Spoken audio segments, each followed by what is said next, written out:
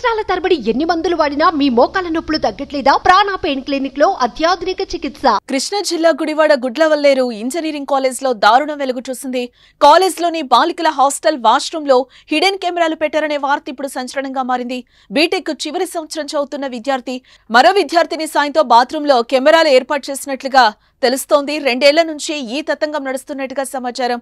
ఈ విషయం బయటకు రావడంతో గురువారం అర్ధరాత్రి విద్యార్థులు ఆందోళనకు దిగారు.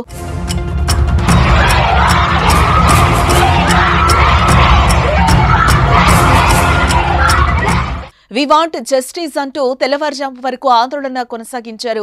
హిడెన్ కెమెరాలు రికార్డైన వీడియోలను అమ్ముకున్నాడంటూ బీటెక్ ఫైనల్ విద్యార్థి విజయ్ పై దాడికి ప్రయత్నించారు. అతన్ని పోలీసులు అదుపులోకి తీసుకుని ప్రశ్నిస్తున్నారు.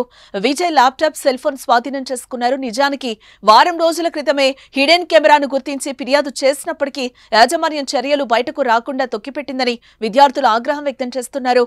ఘటనపై పోలీసులు విచారణ చేపట్టారు. ఇక ఆ విషయంపై మంత్రి నారా లోకేష్ స్పందించారు.